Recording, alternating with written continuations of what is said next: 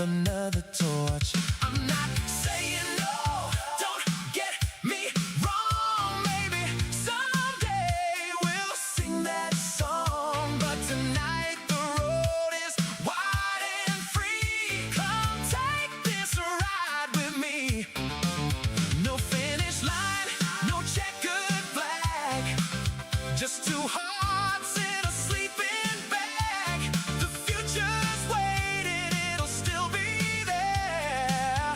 Let's breathe this midnight air. Stay out the fast lane, Mary Jane. Don't let your heart outrun your brain. You're talking love and marriage and a baby carriage, baby. We're just getting started. Let's steal a kiss in the pouring rain. Dance all night, drive me insane. Under the moonlight, under the sun. Slow it down, let's have a little fun. Stay out the fast lane. Oh, don't rush tomorrow. We'll borrow every sunrise, every midnight glow. No destination, we'll just let it flow. Take my hand, let's hit the coast. Laugh a little more than most. Every memory starts with one first kiss. Let's not speed right past them. Stay out the fast lane, Mary Jane. Life's too sweet to skip the game. Love will find us when the time is right. Till then, let's own the night. Under the moonlight, under the sun. Every day's another run. No hurry, no pressure, no finish line. Your heart with mine in perfect time. Stay out the fast lane, Mary Jane. Oh, stay out the fast lane. Oh, Mary Jane.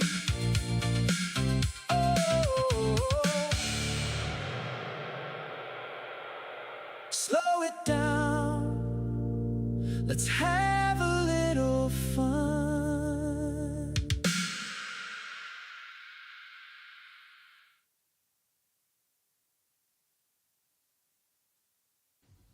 Welcome to another episode of Win or Lose Sports. My microphone too hot? That's all right. No, you good. All right. Well, this is going to be a new type of episode because we have a guest in the building. All right. We have one of our sponsors from Takacs Boissoneault, Jon Ashton, who's going to be an advocate for what team is that again? Advocate's a strong word. We do that for our clients. Here, we're going to do everything we can to be objective about the Cleveland Browns and their place in the AFC North this year. The basement. Yeah, I'm assured they are fielding a team, and they plan to play all 17 games. Can't make many guarantees beyond that. Yeah. So since we're doing that, we're going to be talking about the AFC North. We have two Steelers fans who pretty much believe that the Steelers are going to be better than what they're actually going to be, and it's kind of like that every year, right? Whoa. That was kind of sneaky, Jesse. What do you mean? I'm just introducing. Okay, we have Tyrone McCain and DJ Mpress, who are both Steelers fans, who love the black and yellow. So kind of. We can start with the Steelers since we have two Steelers fans in here. Where do you see the Steelers finishing, not overall, but in the division? Man, look, I want to say we'll have the same Steeler outcome we always have because it's the whole win 10 games, make the first round of playoffs, and get bounced again. But I don't know. It's new. It's kind of exciting, but I don't know. I don't know what Mike McCarthy's going to do. I have been very vocal about I really don't know and almost don't care what Aaron Rodgers is going to do. So I don't know. It's a weird place. It's a very weird place. So I'm on the side of this. I think we've added some exciting pieces. Adding Pittman. What's the running back? Is it Dinwiddie? Didn't something? No, Rico Dotto. Dotto. And Mount Washington will be back this year. Yeah. We still have we got some key pieces. I'm still on the frame of I think Mike McCarthy still need to get some of that Dallas funk off of him before he goes to lead a team. Yeah. So I don't. But the only thing that I could say in his on the positive on his behalf is that he is a Pittsburgh guy. Yeah. He grew up a Pittsburgh guy. He understands what being a Pittsburgh Steeler means. And I'm hoping that he takes that and puts it to the forefront of his plan and get back to playing what I call Steeler football and make those changes. But I think we should be no lower than second in the division. Yeah. No lower than second in the division? No lower than second. Because I think the defense is still good. The defense is still good. But the offense is what I want to see. Because last year the defense, they were on the field too much. You know, 3 and outs all game, and you can't win games. You don't score. Well, they managed to, but you don't score points. So the reason I don't believe that they'll be anything better than third is because blasphemous. yes, no, seriously, and I'm not talking because I'm not a Steelers fan, but it's because Aaron Rodgers still doesn't have the trust of his teammates. I don't think he's going to. Honestly, I don't believe he's going to finish the season. I don't think so Let's either. just say, how do you guys feel about the quarterback position behind Aaron Rodgers? Well, I'll Seems say like there's this. a nice battle going on there. Yeah, I'll take either one. I'll take both of the rookies, and we both agree that there's a certain quarterback on our roster we definitely can get rid of. who's that? Mason Rudolph. Yes, He can go. please go. Take Anywhere. him. Send him anywhere. I don't care. So that tells me right there that there's no way that this team is going to finish better than the Bengals, who are probably one of the favorites to win the division this year, and the Ravens. That is until Joe Burrow gets hurt, which you can guarantee every season will happen. I just don't think that the Steelers can finish better than a Ravens team who's has probably the best back in football, and Lamar Jackson is still Lamar Jackson, but still the Ravens still have a great defense, and the Bengals have not changed anything from last year, which will make them more. Well, I'm saying which was second place last year, right? So this is my issue with both of those teams. My issue I'll start with the Bengals. Mentally, you have football is a game that you have to be fully invested in. I don't believe Joe Burrows is like he was talking about quitting football last year, right? Yep. Nothing significant enough has changed where I can say he's 100% all in. Okay. Right. I still believe they're going to have health issues, health problems, and they're the only one that still has their coach, correct? Yep. Yep. I don't believe in them. Yep. I don't. I just Just don't because believe they in them. haven't made the change at Because they quarterback and that coach. Because they haven't done anything significant. Like even if you look at the Browns, you look at the Steelers, you look at and with the exception of the Ravens, they're all making moves to improve their team. The Bengals there's the reason why it's so hard to go to the Super Bowl year after year is because you have to improve your team. They've done absolutely nothing to improve their team. I haven't seen them do anything to improve their team. It was a lot like of money lateral tied up move. in just a couple guys. Yeah. Right. Yeah. And so I truly believe that they have stifled themselves, and they still have a quarterback who is not fully engaged in playing football anymore. He said he was going to retire last year. And what changed from last year to make you think that he's 100% invested right now? Is he more invested than Aaron Rodgers? That was my next question. I'm not an Aaron Rodgers fan. Period. I want wish he Aaron wasn't Rodgers. invested. Listen, if you listen to any of the shows, I said I didn't. Aaron Rodgers, go to whatever dark place you go to in the Ayahuasca clinic, offseason, wherever it and is. sit down and do whatever you out and take Mason Rudolph with you, please. I think Will Howard has progressed enough where, and even if he's not at Aaron Rodgers level, Aaron Rodgers is going to give you half a good season, right? Let's move on from Aaron Rodgers. And as much as I love Ben, that was my thing about Ben. Ben stayed a year and a half too long. You know what I mean? And it stifled our program. Let's cut our ties with Aaron. Thank you for a great year, whatever you want to call last year. Thank you for that. But it's time to move on and let the young guy take his bruises, take his hits, do whatever he has to do to improve and get us ready for the next generation of Steelers. So if they do decide to go with Will Howard, and that tells me then that they won't finish better than the Ravens or. What you don't understand is Will Howard is a winner, bro. It don't matter. It does The NFL game is different than college game. It's a lot faster, right? And you have to be on the field with your receivers, with your linemen, in order for them to trust you and have the continuity with them. So that's going to take time. Let me tell you this: we have why am I thinking? I can't think of his name. The receiver, Pittman or Metcalf? No, oh my goodness, I can't believe I'm drawing a blank. Our number one receiver, DK Metcalf. Goodness gracious, Metcalf, Pittman, Washington. You still need to have reps with those guys in order to. What I'm trying to tell you is that they are going to give him enough room to make errors. Yep. You don't have to throw a dart to Metcalf. Metcalf is going to go get the ball. Pittman is going to go get the ball. Our running game is going to run the ball. Washington is a big target. You don't have to be as accurate. So you'll be able to learn with some errors. And our defense is still our defense. That's why I don't believe we're going to And you have to think about it this way. We have not had stellar quarterback play in a long time. So, I mean, I don't think Will Howard will really come in and do that much worse than Aaron Rodgers did last year. And all he has to do is not lose the game. That's it. So he's a Trent Dilfer. He needs to be a game manager. He needs to be Trent Dilfer. He needs to do. As he learns to win, he just has to not lose. Yep. Okay.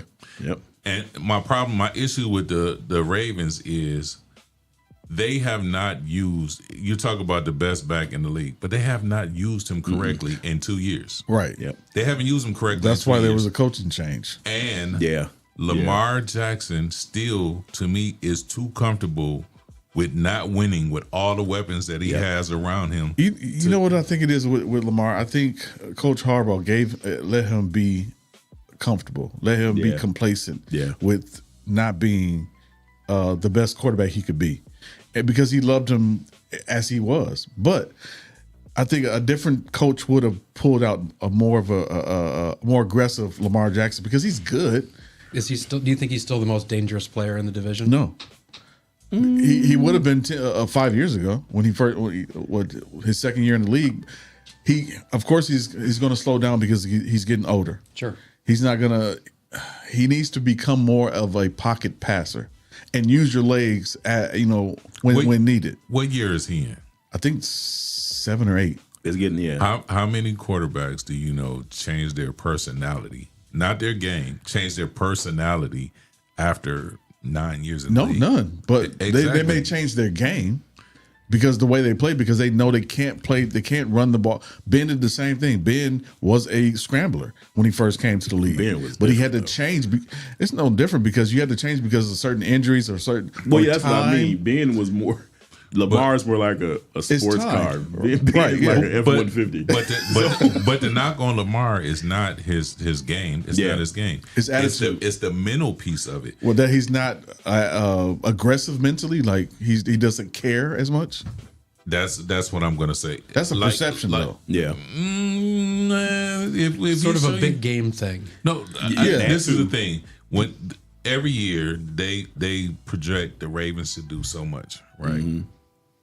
And then every year they fall short of that. And in the press conference, Lamar Jackson's like, Yeah. we'll get him next We'll get him year. next No, year that's type not thing. what I want from my quarterback. The leader of my team. I want my team I want him to be fired up, mad. Like, no, But is that coming? Was that coming from Lamar Jackson, or was that coming from the coach telling him, you know what, Listen. Lamar, it's not on you. We'll get him next year? Because any other coach would say that was on our quarterback. When you look at what happened with Cleveland last year, he said that was on Shedeur, and he didn't care how bad he made Shedeur look. He said it was on our quarterback. He didn't name names, maybe, but he said it was on Stefanski. He said it was on. But when you look at legendary quarterbacks, right? I don't care what the coach do. The quarterback will say, "Hey, this one is on me. I have to play better. I have to do this." And Depending on that quarterback, right? Depending on who that person is. But that's what it's a personality trait. Yeah. That Lamar does not have. He doesn't have it. Oh, he's like LeBron. He don't have that killer instinct. There you go. Okay, I get it. He's an exceptional. We can't drag LeBron into this. Right. You can tag LeBron in either. He's an exceptional, talented athlete, but the mental piece to me he doesn't have. But I'll go with what John said. John said about him being one of the most dangerous quarterbacks in the division. I think he could be if this new coach changes up the offense right. Because there's no way you have Derrick Henry, a quarterback with Lamar's athletic ability. I don't trust Zay Flowers. I don't trust Zay Flowers. No, I There's do. no reason I to don't trust trust Zay. Jay Flowers at all. I mean, he disappears in big games. And he's always behind a humongous turnover. I just don't trust Zay Flowers. Last year, But with the new coach, if he can utilize this offense the right way, I mean, to have a guy like Lamar Jackson, you can do amazing things. I mean, because the defense, it puts you in a fit. You have Lamar Jackson, Derrick Henry, Zay if he's catching the ball today. I mean, you got to account for that. But this is the thing that I say about Zay Flowers. They put Zay Flowers in a position where he has to be number one or number two option. I trust him to be the third option. Right. Number one option should always be Derrick Henry. Yeah, totally.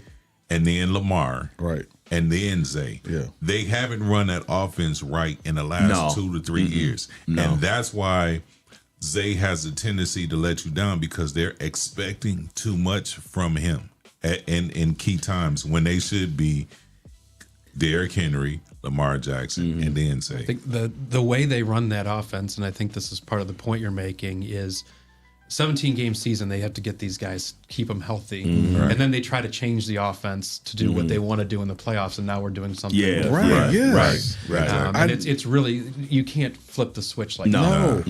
And I never in a understood. one-game situation. Yeah. I never understood that about Baltimore. It's like you run this season, you go 12-5 or 13-4, the whole season running the offense this way, and you're successful. When you get to the playoff, Lamar Jackson disappears only because the coach has made a decision to change the offense. It's not because Lamar Jackson said, "Oh, I'm not going to play this way." It's because the coach said, "Okay, now we're going to change the offense. We're going to do more of a passing game. We're not going to hand the ball off to Derrick Henry, or we're not going to run any scrambles with Lamar Jackson. We're going to throw the ball downfield because they know our offense." No, it don't matter if they know your offense, because your offense has been successful whether they know it or not. But you're making my point, and the reason why I'm saying that is Because any other quarterback will say, "Hey, Tom Brady. I'm going to take this." I'll take Tom Brady for example. Every quarterback ain't like that though. But that's the kind of mentality that you have to have. You have to be, as the leader of this team, you have to be able to look at Bill Belichick, who is Well, I arguably think one that's of the the point. best. You got to be in, the quarterback and the head coach have to be in lockstep. Yeah. Right, but if I'm Lamar Jackson and I have what I want him to have, and I'm saying, "No, coach, that's not the game plan. We've been running this way," and Lamar Jackson has the final say before every play, no matter what the coach say. Yep. Because if you call something and I don't like it, I'm audible out of it. And as a Steeler fan, that was our biggest. When Ben was there, we've always had horrible offensive coordinators, and you can tell through the game when when the last year was OCs horrible. finally stopped calling the plays, and Ben just looks at the sideline and says, "Okay, and he runs when he wants to run. That's when the offense starts to move, and that's Baltimore's problem because there's no way if you're in the playoffs and Derrick Henry gets 10 carries in a game. Yeah, that is ridiculous, man. I mean, he eats 10 carries a quarter. Right. I mean, that's insane because he doesn't really get going until he's had about 15, 20 carries. He's like an engine. You got to warm him up. Those guys really get sick of trying to tackle. And that's the thing, exactly there. If you don't, nobody wants to bounce off Derrick Henry for an entire football game, right? No. And if it's just, and it's not even no sweeps, no dives.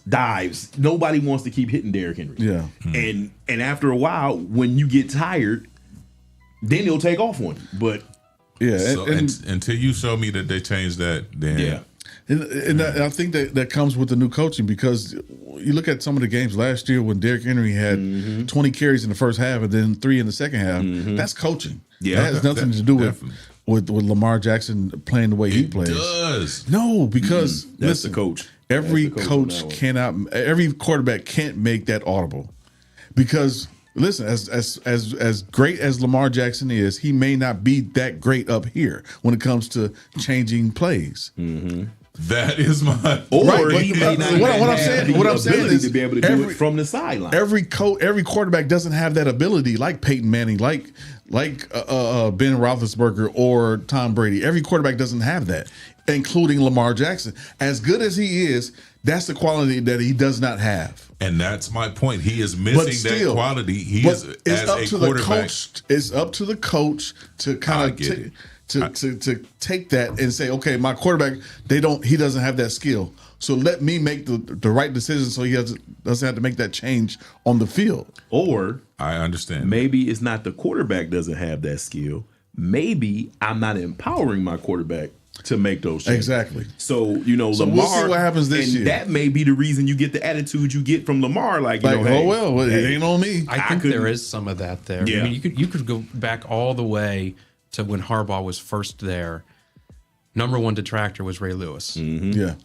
There was a famous story of Harbaugh trying to fire the guys up, and Ray's like, "Thanks, sit down." Right. I'll take care of that. Yeah. But Ray had that personality, right? And that's just my point, that Lamar doesn't have that. He doesn't have, for whatever reason, he doesn't have it. And until he develops that, the way that they have that offense structured, it'll never be more than second to third place because he doesn't have it. For whatever reason, he doesn't have it. Right. So now with the new coach coming in, we can kind of judge Lamar on what happens this year. I think so. Yeah. I mean, you have 3, we talked about it a little bit, 3 new head coach quarterback combos in the division. And if you look around the league, the most reliable head coach quarterback combos are the ones that win consistently year in, year out, right? Yeah. So how do we feel about the new guys as opposed to Cincinnati running it back?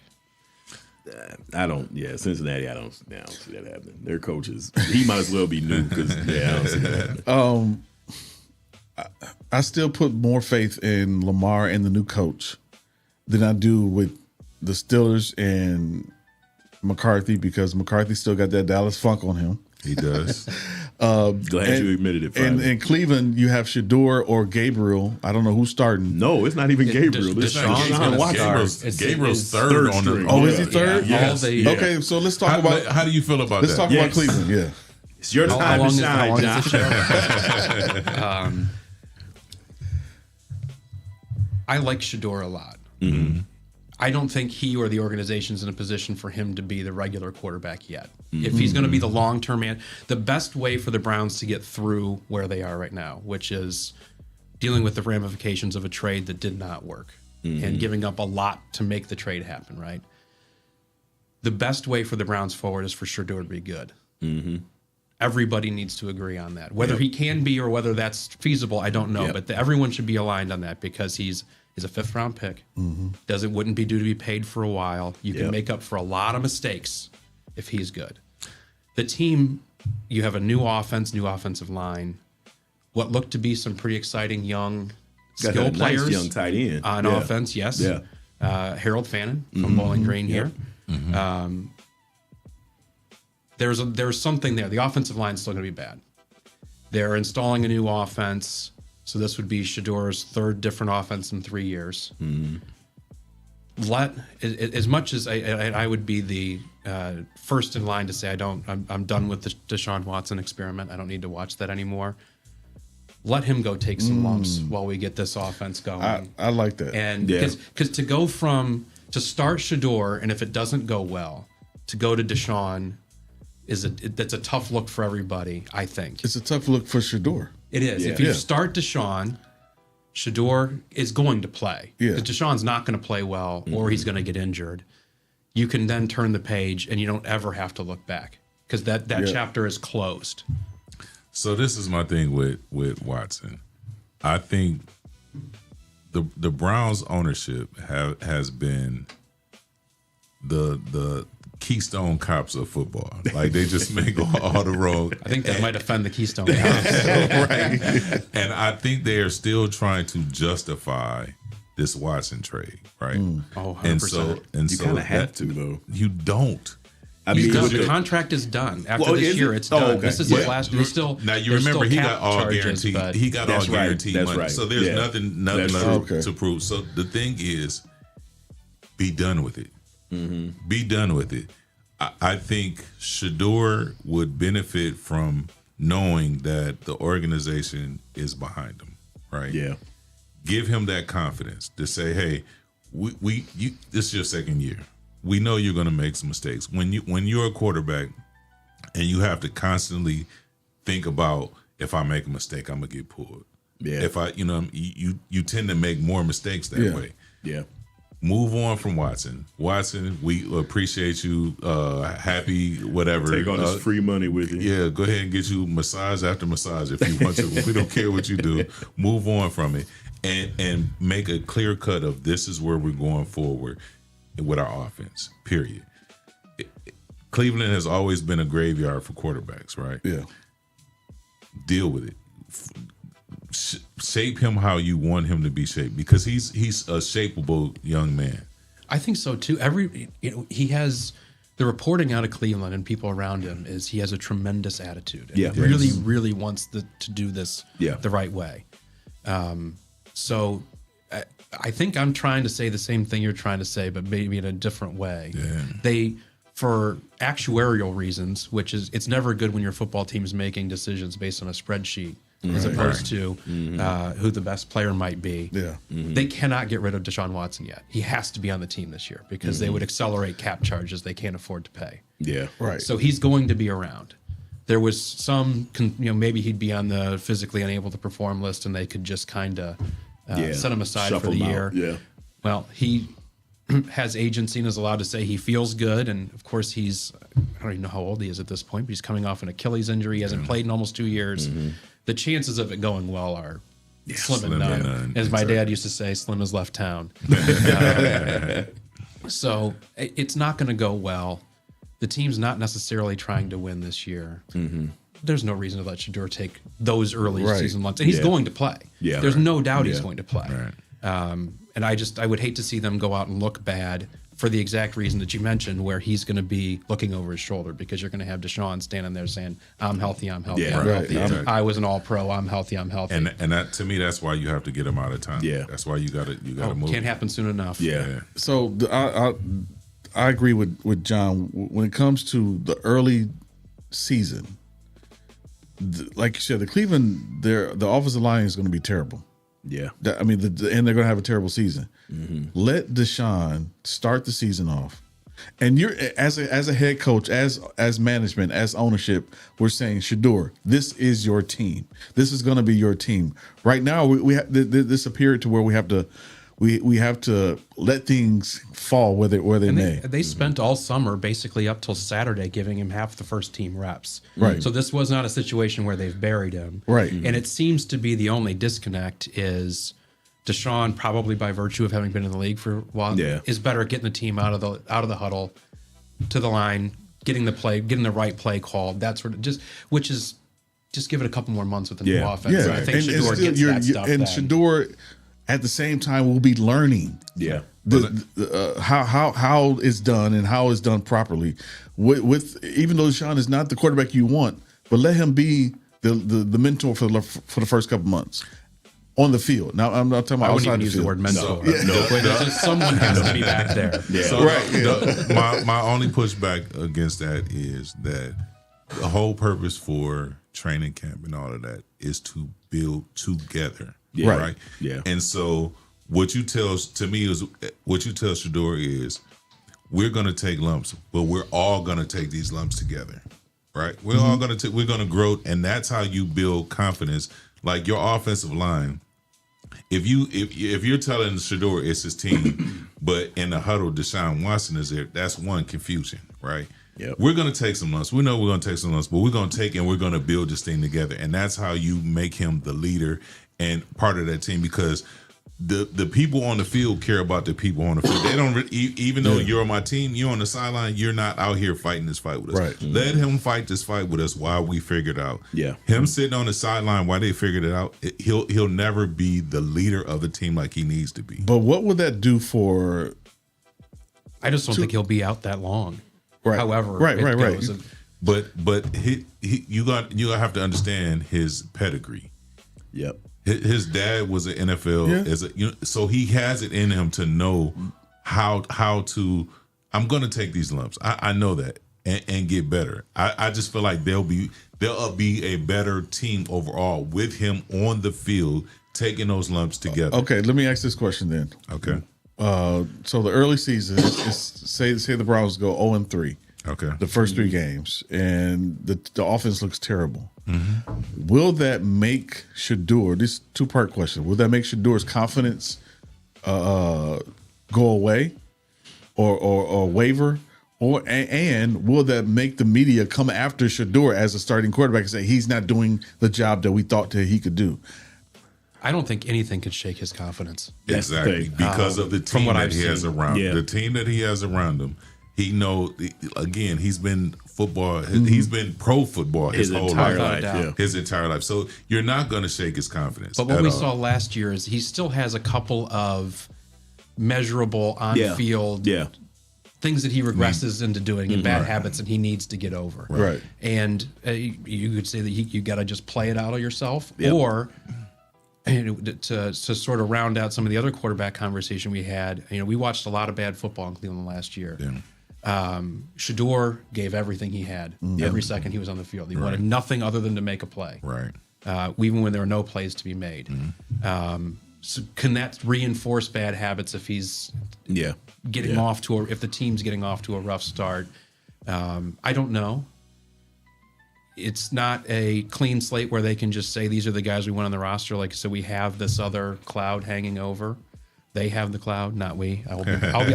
I'll be back in at some point, but it should be. We just want to play the best player for now and for the future. Unfortunately, with the Cleveland Browns football franchise, that's the last consideration. And see, that's The Browns exactly the will thing. Brown. All right. Yeah, we have to take a quick break. We'll be back in a brief moment. Again with our guests, man. I love this conversation. Yeah, Thanks for that's having me. great. This is a lot of fun, guys. Yeah, we'll take a quick break. We'll be right back. Your first impression matters. I don't know if we was doing What if your this business could introduce itself in just 60 seconds? Anytime, anywhere. Business cards get tossed. Social posts get lost. But video connects. It lets people see your face, hear your voice, and trust your story. At Project 360 Studios, we create business spotlight videos. Short professional films that introduce who you are, what you do, and why people should choose you. Here's how it works. Step 1, plan. We help craft your story. Step 2, film in our studio or on location. Step 3, edit. We brand it with your logo, colors, and music. Step 4, deliver a powerful video you can use everywhere.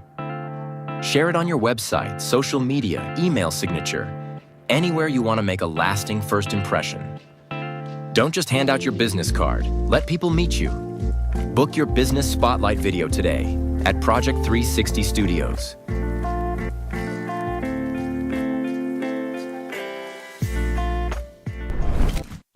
All right, y'all come out here and get some of this Stacks chicken. It's the best chicken in the city. I will stand in this line as long as I have to.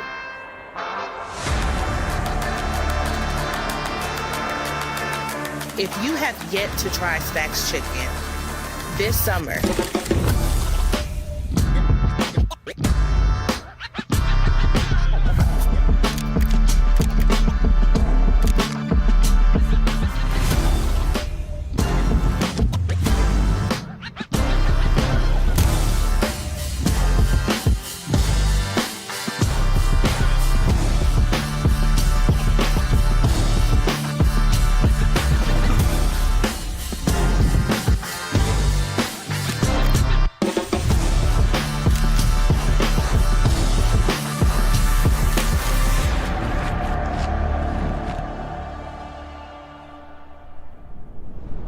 Jamaican reggae kitchen. Every little thing just sizzling.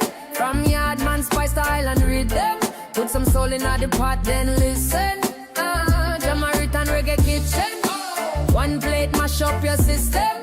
Take a bite, feel the bass in your chest. Then every belly start dance to the hymn them. Rice and peas in a big pan, jack smoke right name in the sky. Grandma hum, one old hymn song, you them bust joke laugh till them cry. Lime wedge cool down the thing them. Sweet sauce drip off your chin. You say you just come for a small friend, but you go 3 plate deep, can't pretend. Jamaican reggae kitchen. Every little thing just sizzling. From Yardman spice to Island rhythm. Put some soul in the pot then. For 70 years, Takacs Boissoneault has been right here, fighting for the injured and standing with our community. Our attorneys and staff live and raise their families here, with 9 offices across Northwest Ohio and Monroe, Michigan. Personal injury, wrongful death, workers' compensation, and Social Security disability.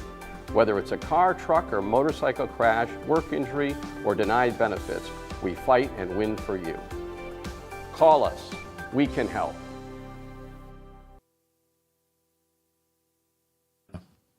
Welcome back to another. Welcome back to Win or Lose Sports. We were talking about the Cleveland Browns and the offense with Shedeur Sanders. So we're going to pivot a little bit and talk about the biggest the biggest trade in Cleveland. This is how you know your franchise is in a good place, right? Yeah. So the trade, Myles Garrett going to LA. How do you feel about that? It's never a good sign for at least the president of your franchise when you're trading the best defensive player away immediately after giving him more money. So that being said, I think they did about as well as you can do in that sort of a trade. Yeah. Limited trade partners because Myles had a no trade in his new deal, so he kind of got. So he kind of got to pick where he wanted to go. Yeah. And I think they wanted to do as right by him as they can. I think they still envision retiring number 95 and him being a dog pound legend in the future. So him going to a win now. I mean, I think the Rams are favored to win the Super Bowl. So so why is it because of the contract that they made the trade? The butterfly effect of this is still the Deshaun Watson trade. And Deshaun Watson not working out changed the timeline of the organization. Yep. Myles needs to win now. He's 30 or 31, something like that. He doesn't need a 4-year rebuild. Even if you can make him the highest paid defensive player, but at some point he wants to play meaningful games again. He's played in two playoff games with the Browns. So that's surprising. But, that's right. We've sort of memory hold that was the COVID year. Speaking of Ben Roethlisberger, but I still say, forget that, because you took the money. Like he had a chance a couple years ago to get out of Cleveland and play meaningful games, and you chose to take the money. So live out what you chose. And that's my whole thing with that situation. So there are attitude questions there. I mean, there always have been sort of underneath the surface, and I don't know what came to a head, but I don't know that you necessarily want him on a young team at this point where he's the leader of a locker room when he doesn't have the attitude to be there. There were, could he be divisive? Probably. A lot of great players can be because they see their prime, their potential, Because, I mean, you got to look at it from his standpoint, man. You break the NFL sack record, and you guys still finish 5-12. So it's like, what am I doing here? Yeah. After a while, I mean, I get, and I get the whole, if you take the money thing, but I mean, as a professional athlete, I mean, you got it. I mean, I would take the money. Would I be upset? Yes. But I would be fine when I open my bank account. Exactly. But I would go home and swim in my vault like Scrooge McDuck, and I'd be just fine. This is my thing, though. A couple years ago, when his contract came up, they were in no better position than they are in today.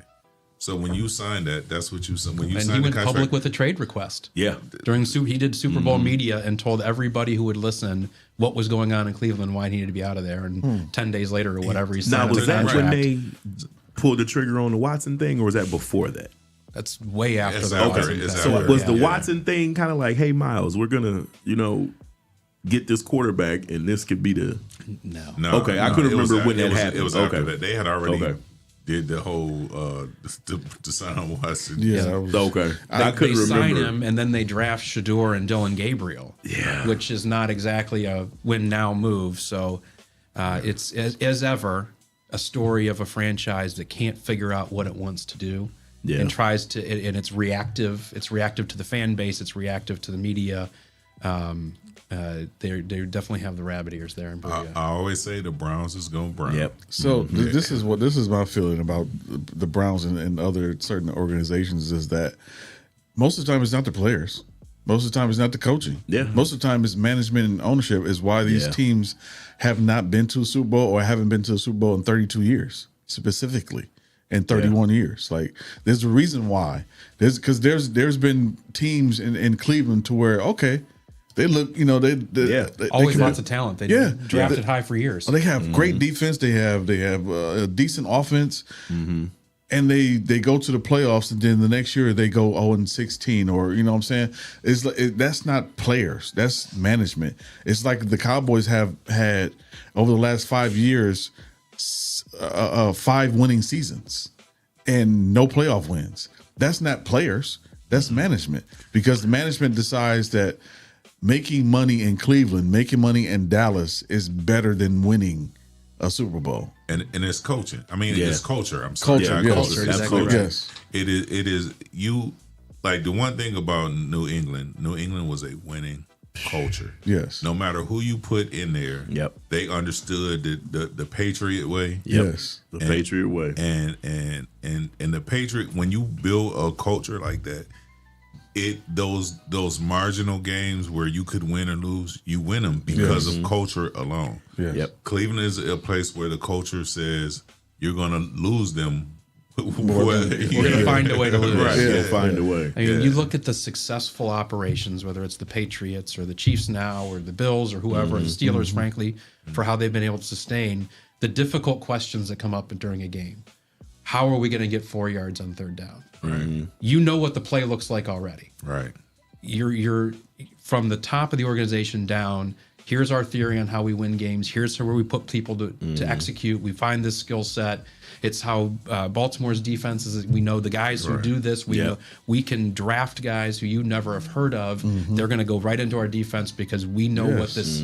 And when you're Cleveland and you're changing the decision makers every 3 years, you never have time to let it breathe so that you know Travis Kelce's always going to be open on third down. Right. Wes Welker's always going to be open on third down, whatever it is. And the Browns have never gotten there to be able to answer actual football questions. There's no identity on the field. Yes, there's no identity on the field. The identity changes all the time. Changes all the time. It's constantly, And that's the thing. As much as I look back to Pittsburgh, of course, that's the thing that to me Ben changed for Pittsburgh, because before Ben, our Pittsburgh's identity was run the ball.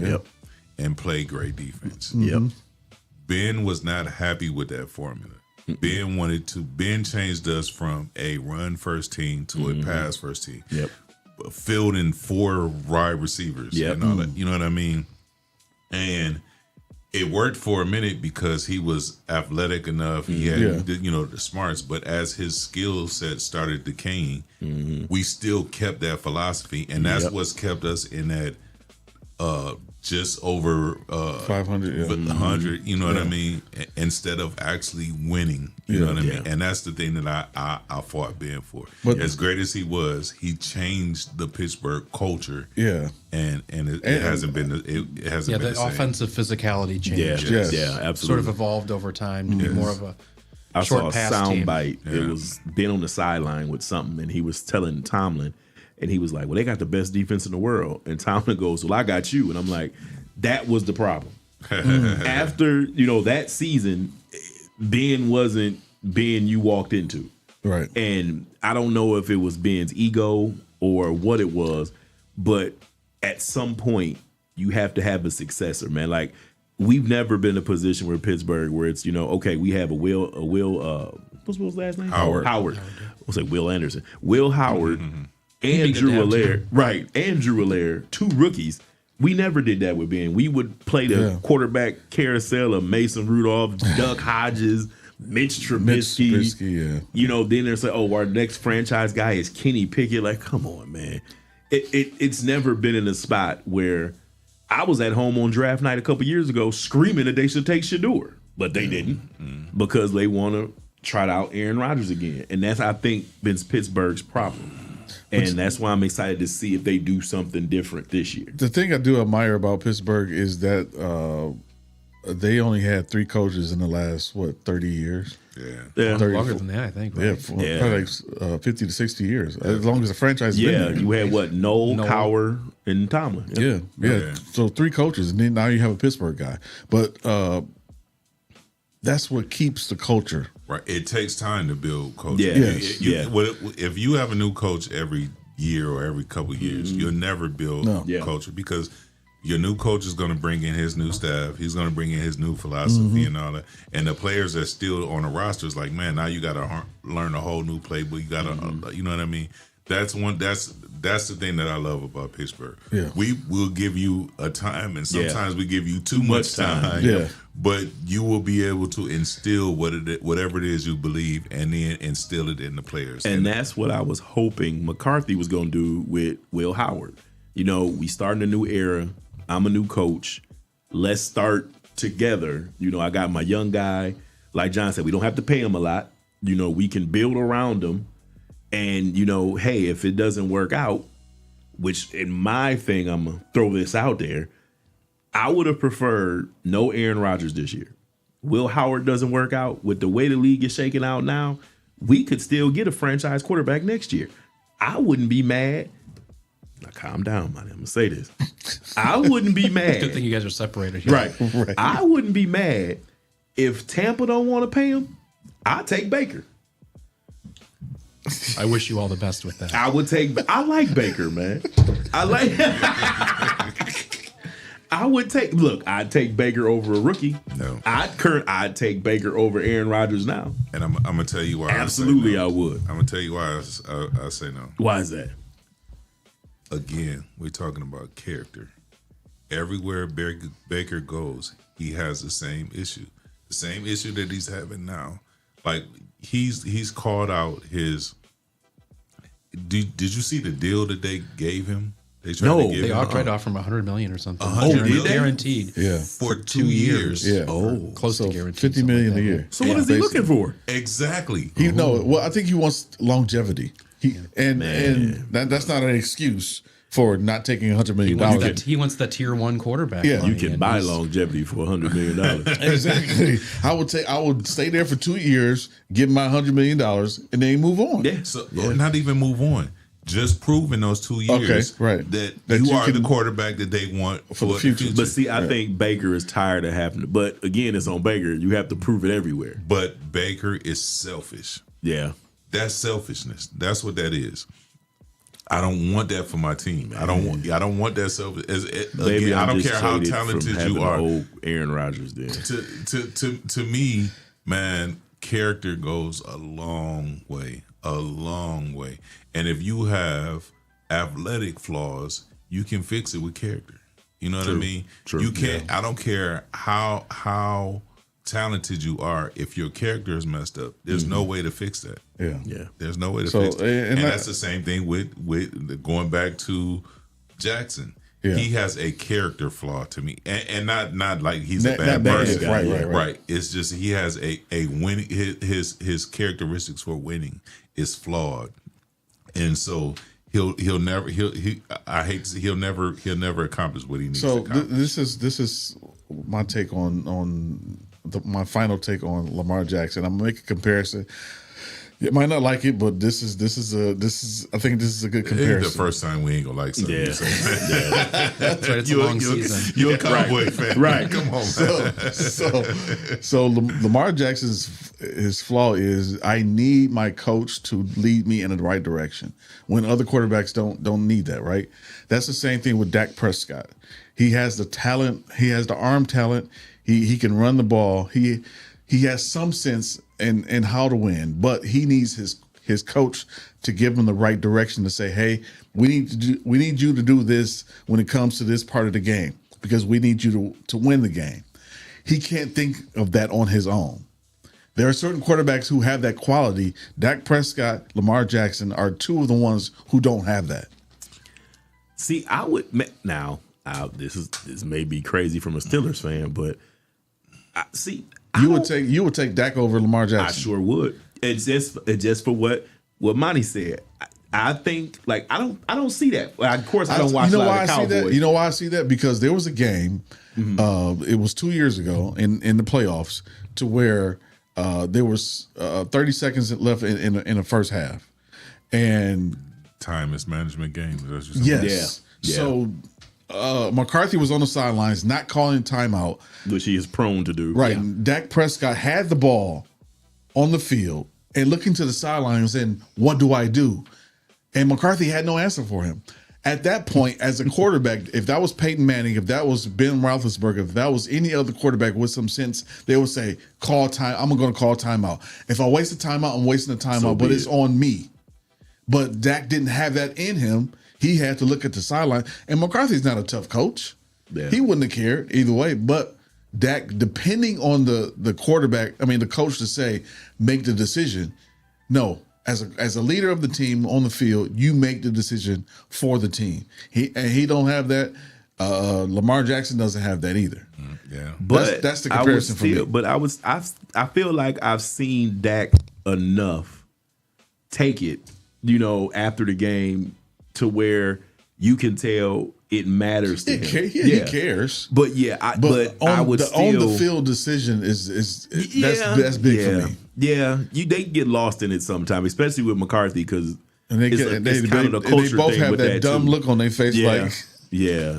Are we gonna just pretend like Dak don't play in Jerry's world, man? Is that we gonna pretend the umbrella? It's still a culture thing to where he doesn't feel that he can make the decision on the field. But that's kind of the culture in Dallas, though, because nobody really can. Ever since this happened in 94 when he was fired. When what was the coach's name? Jimmy Johnson was fired. Mm-hmm. He won Super Bowls, and because he didn't agree with Jerry, he put Barry in the position to win with Jerry with Jerry's players. With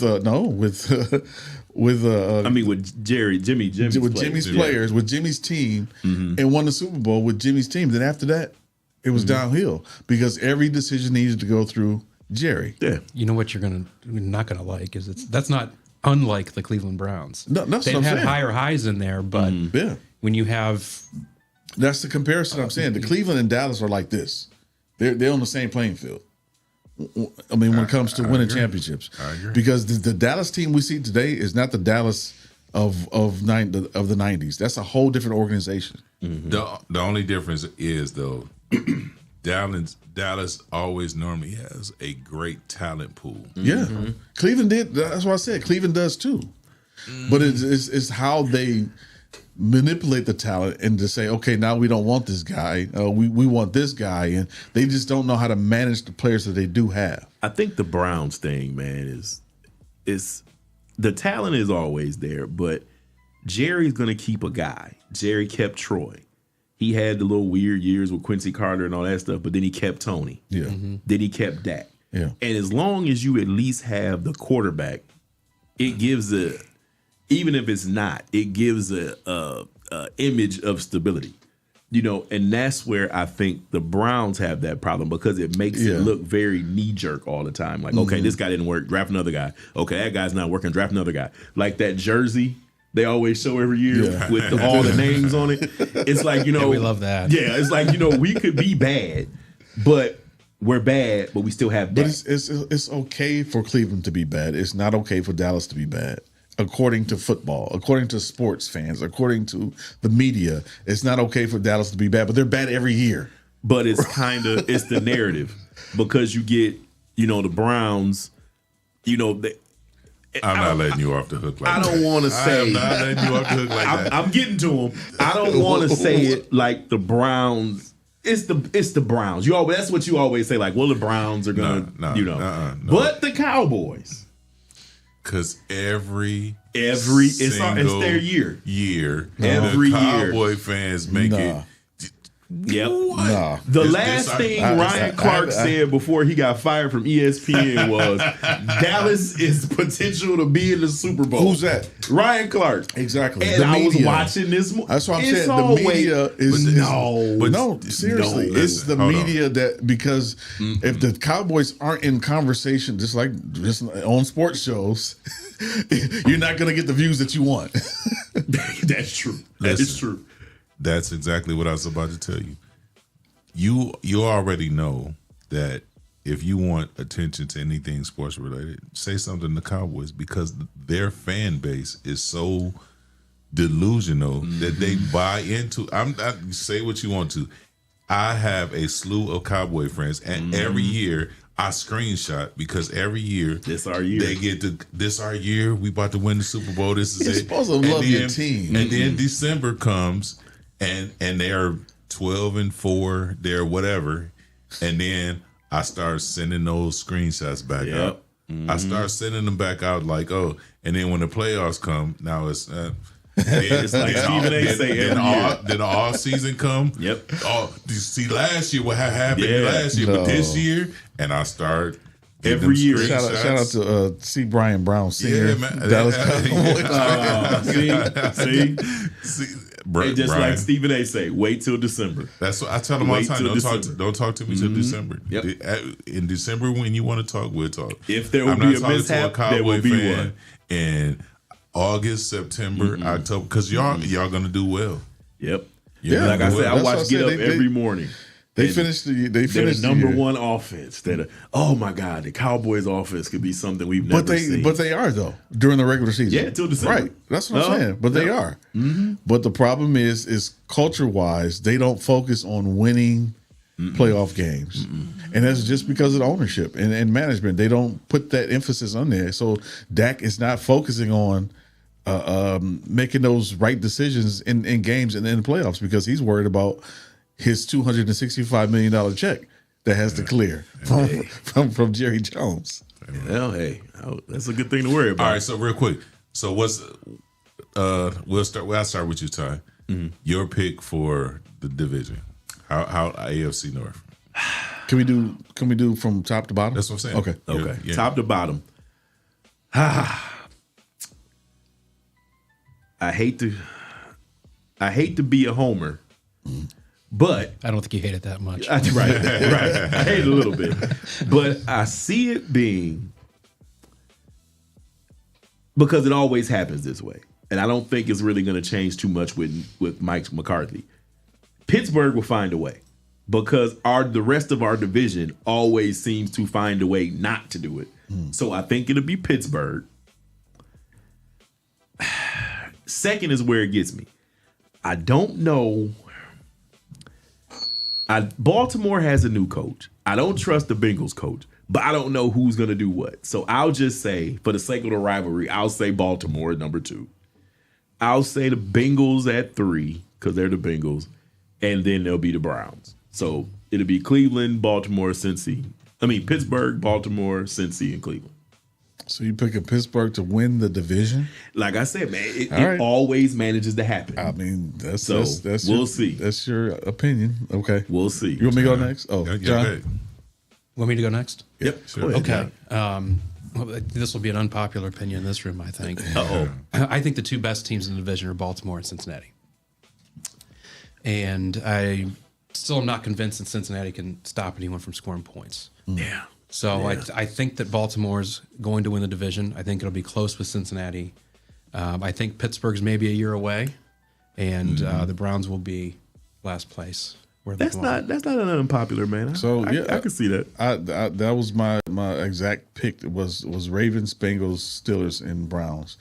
Ravens are probably going to be close to winning 11 games, and then everyone else is gonna fall like 8, 7, and 6 wins because Browns are right now in a stage to where winning doesn't matter.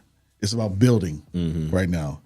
Steelers, on the other hand, they're in a position to where they think they're better than what they actually are because of Aaron Rodgers as a quarterback, and they're going to have the Mike McCarthy effect on this team.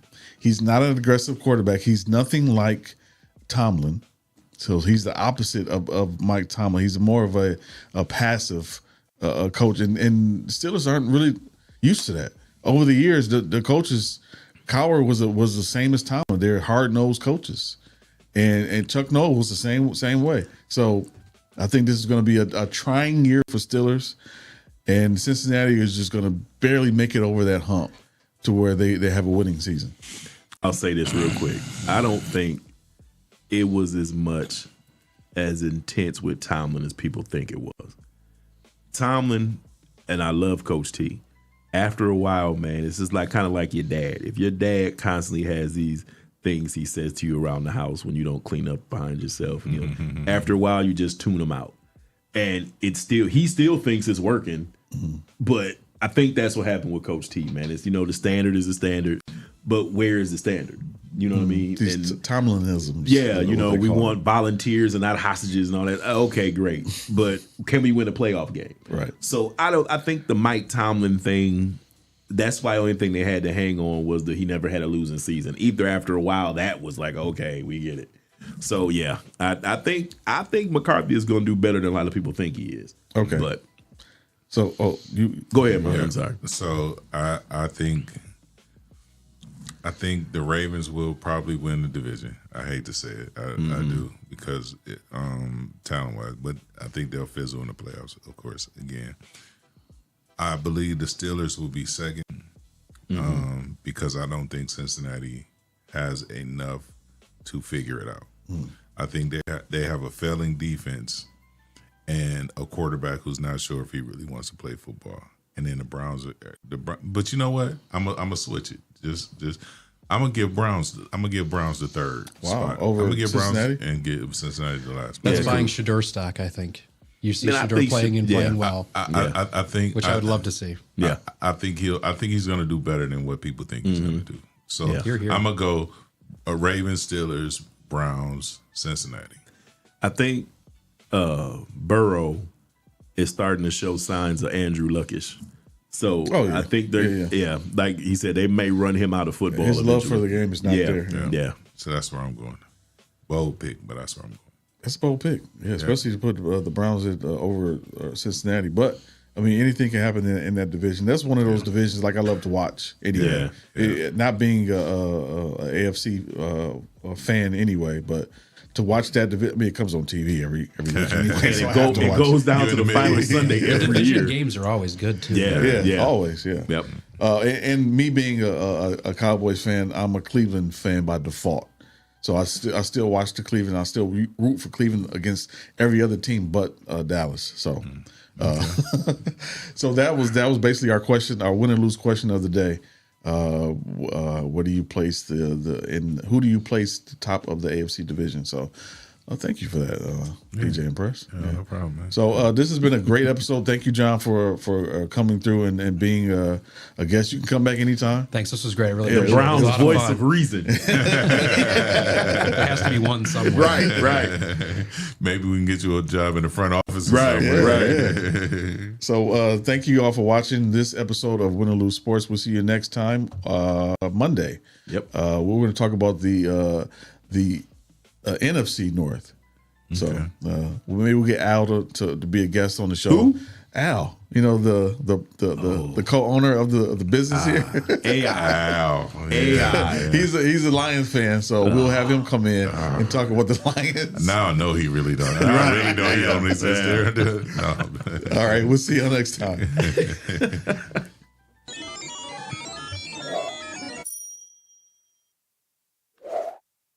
Toledo, rep your city. Visit us online at the419grind.com.